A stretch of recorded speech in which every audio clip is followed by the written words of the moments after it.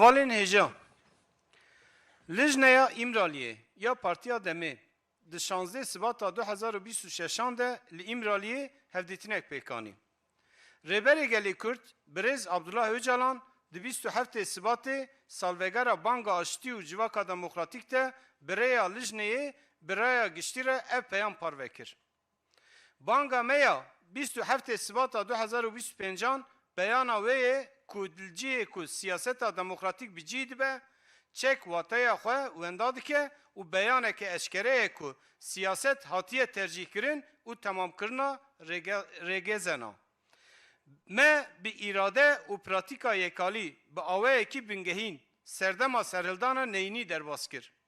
Pêvajoya borî, şiyan û hêza me ya danûstendinê dupat kiriye û em dikarin rê li ber veguhestina ji siyaseta tundutujî û parçekirina bo siyaseta demokratîk û entegrasyonê vekin. Bangewazî, konferans û kongreyên me ji bo vê armancê bûn. Biryarên rêxistinê yên ji bo fesî û bidawîkirina stratejiya tekoşîna çekdarî ne tenê redkirina fermî û pratikî ya tundutujiyê ye.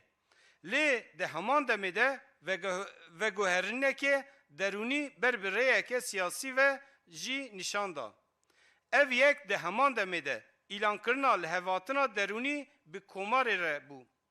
Ez îradeya Birêz Erdogan, banga Birêz Bahçelî, tevkariya Birêz Özel û hewildanên hemû kes û saziyên din ên siyasî, civakî û sivîl ên ku sala borî bi awayekî erênî pêşdarî pêvajoyê bûne gelekî giring dibînim.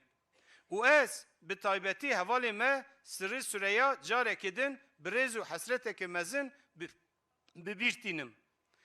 Tirk bê Kurd, Kurd jî bê Tirk nabin. Ev diyalektika tekiliyê xwedî karaktereke dîrokî ya resene. Nivîsên bingehîn ên di pêvajoya damezrandina komarê de yekîtiya Türk û Kurdan nîşan didin. Banga me ya 27 Sibatê hewildaneke ji bo vejandina bi rihê yekîtiyê û daxwaza komara demokratîk. Me armanc kir ku em mekanîzmaya xwîn û pevçûnê bişkînin. Li şûna ku em dîrokî bûn, cidî bûn û rîskên potansiyel ên pirsgirêkê bibînin ku em li gorî berjewendiyên siyasî yên demkurt û teng tev bigerin, ev dê hemûyan me hemûyan qels bike. Hewildana domandina înkar û serhildana, hewildana domandina nelirêtiyê herî mezin e. Em astengiyên li pêşiya yekîtiyê ji holê radikin ku di 200 salên dawî de hat xwestin ku ev yekîtî bê berevajîkirin em şertên hukûqa yekîtiyê pêktînin. Em dixwazin nîqaş bikin. Bê ka em ê çawa bên cemhev û jiyana bihev re ava bikin. Niha divê em ji qonaxa neyînî derbasî qonaxa erênî ya avakirinê bibin. Rê li ber serdem û stratejiyeke nû ya siyasetê vedibe. Armanca me ew e ku em serdema siyaseta tundutujiyê bi dawî bikin û pêvajoyek li ser bingeha civaka demokratîk û serweriya hukûqê bikin. Em hemû beşên civakê vedixwînin ku di vî warî de derfetan biafirînin û berpirsiyariyê bigirin ser milê xwe.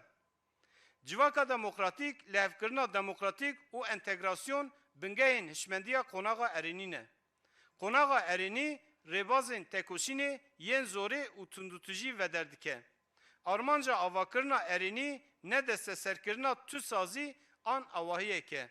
Armanc ew e ku her takekes di civakê de bikaribe berpirsiyariyê bistîne û beşdarî avakirina civakî bibe. Armanc ew e ku avakirin bi hev re û di nav civakê de pêk were. Komên bindest, komên etnîkî, komên olî û çandî dikarin bi tekoşîna demokratîk a domdar û rêxistinkerî xwedî li afirînên xwe derkevin. Di vê pêvajoyê de pir giring e ku dewlet bersivê bide veguherîna demokratîk. Entegrasyona demokratîk bi kêmanî bi qasî destpêka komarê giring e. Ew bangeke ku bi qasî wê wate siberoj û bi potansiyela hêza xwe hebûn û dewlemendiyê dihewîne. Di bingeha wê de modela civaka demokratîk heye. Ew alternatîfek e ji bo rêbazên parçeker an jî rêbazên asimilasyonistiya bereva jî. Ji bo vegoestina bo entegrasyona demokratîk pêdivî bi kanûnên aştiyê heye. Çareseriya civaka demokratîk, avakirina mîmarî û hukukeke di çerçeveya siyasî, civakî, aborî û çandî de pêşbînî dike. Gelek pirsgirêk û krîzên ku em îro pê re rûbirû dimînin ji ber nebûna hukukeke demokratîk derdikevin. Em di çerçeveya siyaseta demokratîk de çareseriyeke hukukî diparêzin. Pêdiviya me bi nêzîkatiyekê heye ku ji bo civaka demokratîk, ji bo demokrasiyê qadê çêke û ji bo vê yekê ji garantiyên hukukî yên bihêz ava bike. Hemwelatîbûn divê li ser bingeha girêdana bi dewletê re çêbe, ne li ser aidiyeta neteweyekê. Em hemwelatîbûneke azad diparêzin ku azadiya ol, netewe û ramanê dide pêşiyê. Çawa ku ol û ziman nayên ferskirin, divê netewebûn jî neyê ferskirin. Tekiliya hemwelatîbûnê ya kanûnî di nav sînorên demokratîk de û li ser bingeha yekperçeyiya dewletê mafê îfadekirin û rêxistinekirina bi azadî ya nasnameya olî, îdeolojîk û neteweyî dihewîne.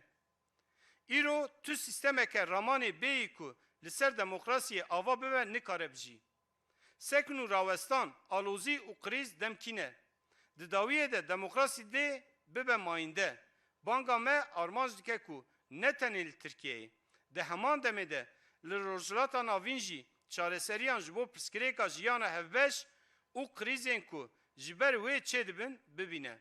Em mafên hebûn û xwe îfadekirina azad a hemû kesîn ku rastîn heqiyan hatine diparêzin. Jin hêzên civakî yên pêşengin ku tu civak an dewlet wan li ber çavan negire nikare hebûna xwe bidomîne. Îro şîddeta navmalî, kuştina jinan û zordariya baviksalar hemû xuyangên hemdem ên êrişa dîrokî ne ku bi koletiya jinan dest pê kiriye. Ji ber vê yekê jin pêkateya herî azadîxwaz û hêza xurtkirinê ya entegrasyona demokratîk in. Zimanê vê serdemê divê serdest û otorîter nebe. Divê em derfet bidin her kesekî ku din ku bikaribe bi awayekî rast xwe îfade bike, bi baldarî guhdarî bike û rastiyên xwe îfade bike. Ji bo pêkanîna van hemû xusûsan pêdivî bi aqilekî hevparê ê pêşketî heye ku li ser bingeha rêzgirtina dualî ye. Silav û rêz girtîgeha İmralî Abdullah Öcalan.